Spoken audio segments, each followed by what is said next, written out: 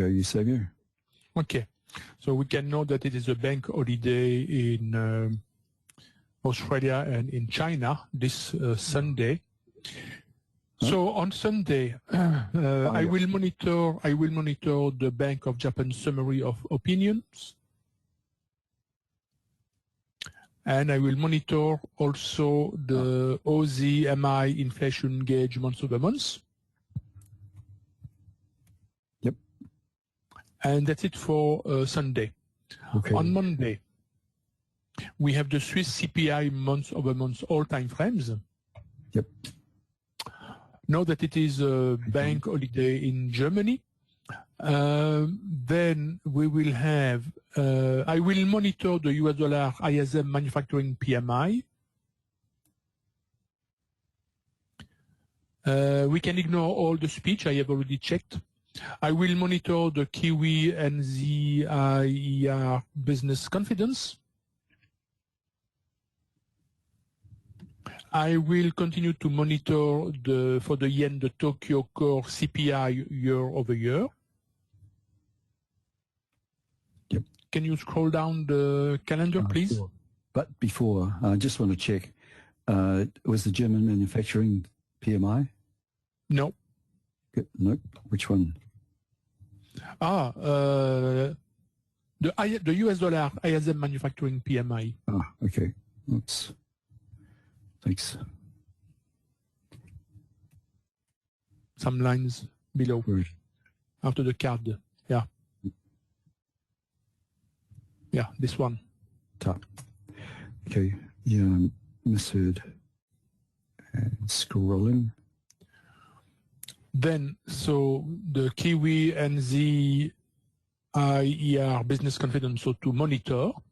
Yep. Then we can also monitor the Aussie AIG manufacturing index. Yep. I will also monitor the yen Tokyo Core CPI year over year. Then we have a big one with the Aussie, so the cash rate and the RBA rate statement. Mm-hmm. And we have to monitor the 10-year bond auction. Okay. And I'll scroll. Yeah.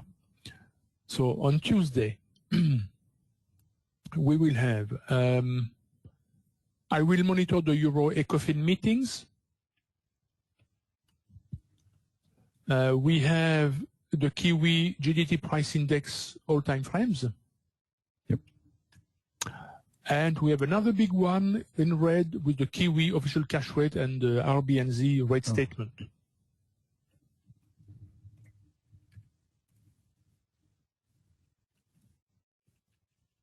Let's try this.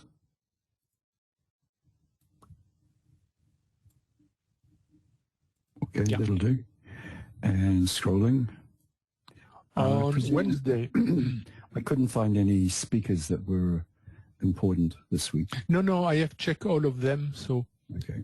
Monitor the OPEC meetings. Done. Okay. Monitor the 10-year bond auction. Yep. Then we have the US dollar ADP non-farm employment change, so under H4. Okay. Then we have the CAD and the US dollar trade balance all-time frames. Yep. I will monitor the US dollar ISM services PMI, as well as the crude oil inventories, so monitor. Wonder why I did all time frames on that. Okay. I don't know. And we have the Aussie trade balance all-time frames. Okay. And scroll down the calendar, please. It's not a game show.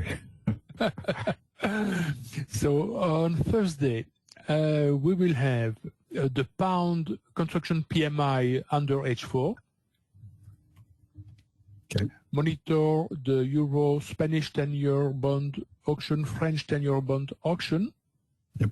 And monitor the ECB monetary policy meeting accounts. Yep. Done. I will still monitor the US dollar unemployment claims. Yep. Monitor the US dollar natural gas storage. Yep. And that's it for Thursday. Okay. No, the RBA Financial Stability Review is not so important. Okay. It will be, I'm ready to bet that it will be good. Friday, we will have the pound Halifax HPI month-over-month under H4.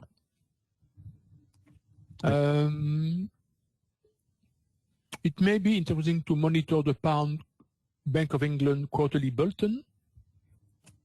And then we have the big one, so with the US dollar non-farm payroll.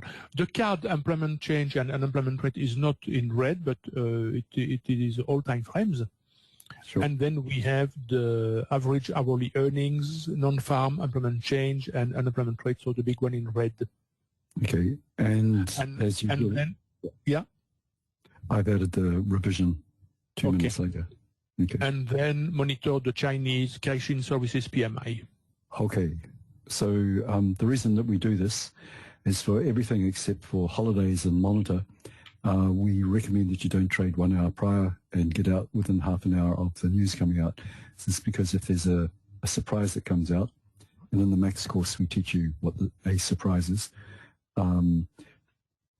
If it's way different than what's advertised, then it can cause quite a bit of volatility, especially these days, perhaps, with the markets moving a lot. So we don't want your account being impacted, which is why we sort of recommend that you get out of them and aren't trading. With this Max Standard, and the SAM and the Advanced, if you've got lots of scale-ins involved, then you can afford to peel some of those off so that your account is not as impacted, but you're still protecting your profits. There are a few provisos, as always. The smaller currencies, these ones here, don't necessarily impact every pair that's out there. So if there's news coming up on one of these small currencies, then and that currency is in the pair that you're trading, then don't trade 1 hour prior and get out of it within half an hour. If you're in one of the if the pair combination doesn't include those, then you can possibly just trade straight through, but keep an eye on things. If there's well, I'm not too sure if there is, but if there's something important coming up, like an interest rate change, then say, for instance, on the Kiwi or the CAD, and you're in the pound dollar or the euro yen or something like that, then that small currency could impact that larger currency pair. Okay. Any news coming up on the larger currencies, though, can impact any other pair, so be careful of those. And the pound we regard these days as being a big currency, so any news coming up on that, it doesn't matter what pair you're trading, just stay out of it. But the little ones you can afford to sort of trade through so long as those currencies are not in the pair that you're trading. But you see, if you can figure that one out, that's really good. On the top 10 pairs for the past 4 weeks, we've got these. And as you can see, we've broken the 2,000 barrier. So first time in ages. And if I have a look over here,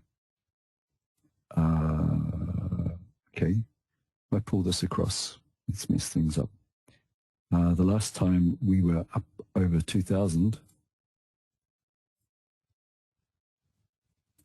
and these go back to 2020. So there's no twos, no 2000s, no 2000s, no 2000s, no 2000s. It's only today, this week, that we've actually broken the 2,000 point. The ranges have been really tight for the last several years. So it's made trading quite delicate. You have to be quite precise with what you're doing. So that's what I'm saying. Back in the 2008s, we weren't doing this, but I guess the ranges were much, much larger. Okay. But anyway, the ranges have widened up quite a bit. And this week, Eusebio, I've taken the top 10 pair here and down to, I think, the Kiwi. No, you can add the US dollar card too, Chris, Okay. because it is a major. Sure. Yeah, I just noticed that. Okay, let's see what I've done. Oh, I did. Okay, it's already here. So what we're going to do now is match up the top 10 pair with the news that's coming out. Well, we as in Eusebio, to get a list of selected individuals for trading on a daily basis. So let me call that up. There we go. And we go from 5 p.m. the previous day to 5 p.m. the current day and pick out anything that's not a monitor or a holiday. So on Sunday we've got nothing, and on Monday we've got the Swiss. The Swiss, so Swiss, okay. And nothing else. Okay, so hey, Nathan. First chose pound Swiss yen. Okay.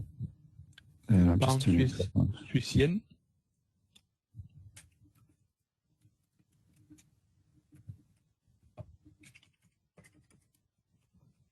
Okay. Then pound US dollar, pound yen.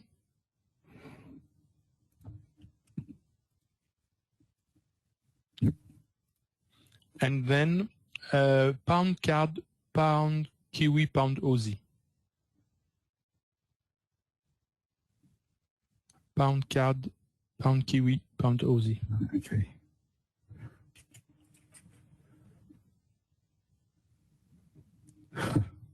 Really nothing here.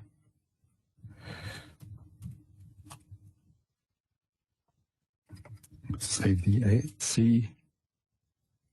Pound card. Yep. Okay. Okay, so for Tuesday, leftovers from Monday is nothing. Nothing? Hang on, let me see. Big one. On Monday, sorry, I lied. Monday, we've got the Aussie. The Aussie, and this is the big one. Yep. Aussie, okay. Nothing else. And on Tuesday, we've got the Kiwi. The Kiwi. So Kiwi will be here. Okay. Yep, that's it. Okay, so we will have pound Kiwi, pound Aussie.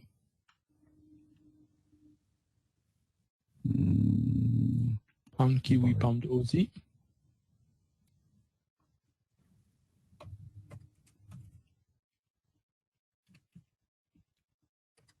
Okay. Then pound US dollar, pound yen. Okay. And then pound Swiss, pound card.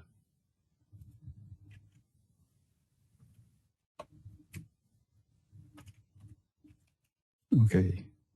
And leftovers from, excuse me, Tuesday is the Kiwi. The Kiwi, and it is the big one, yeah. So Kiwi, okay. So when the official, what I was talking about before with the big currencies and the small currencies, when the, and to ignore news coming up, if you're not, when the Kiwi is coming up with this official cash rate, it could cause all the pairs to bounce, even though it's the smallest currency that we've got. So be careful when this one comes out. That's all I want to say.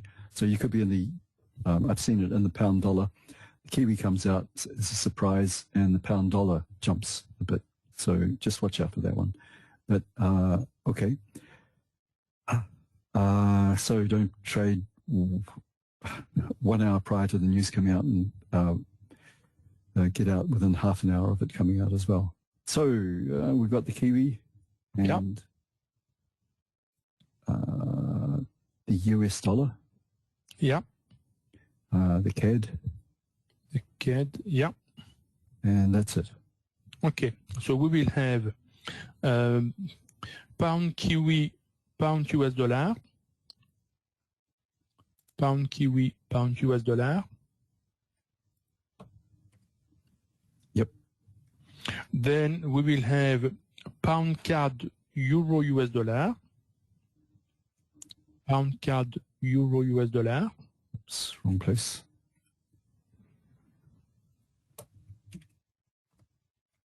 Yep. And then we will have pound yen, pound Swiss. Haven't I done that? Pound yen, pound, and you can also add pound Aussie. So pound yen, pound Swiss, pound Aussie. pound yen, pound Swiss, pound Aussie.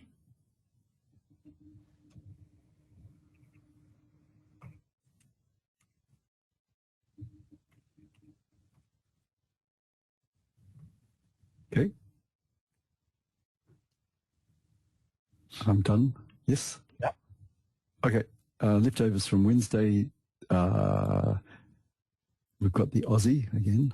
The Aussie, and is it a big one? No, it is not a big one. So Aussie, okay. Okay, the pound.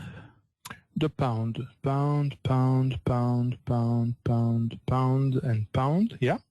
And that's it. Okay, so we will have pound Aussie, pound US dollar. Pound Aussie, pound US dollar.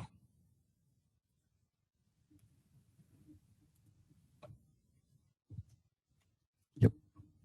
Then pound yen, pound Swiss. Pound yen, pound Swiss. Okay. Then pound CAD, pound Kiwi, euro pound. So pound CAD, Okay. pound CAD, pound Kiwi, euro pound.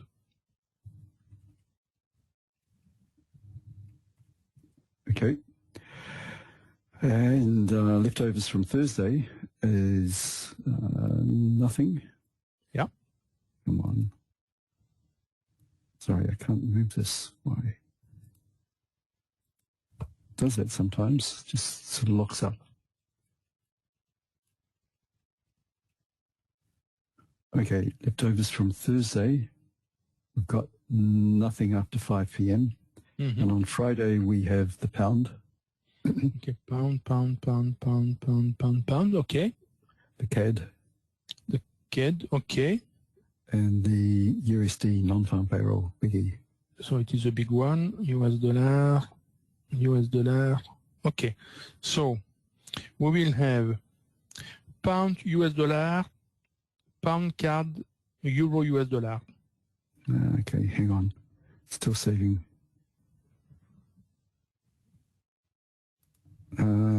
Sorry, give me them again.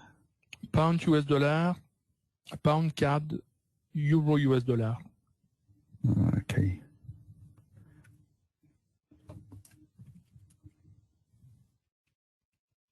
Pound CAD and euro US dollar.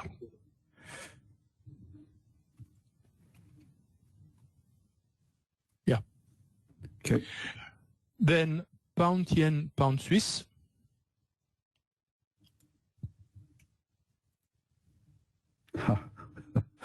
Okay.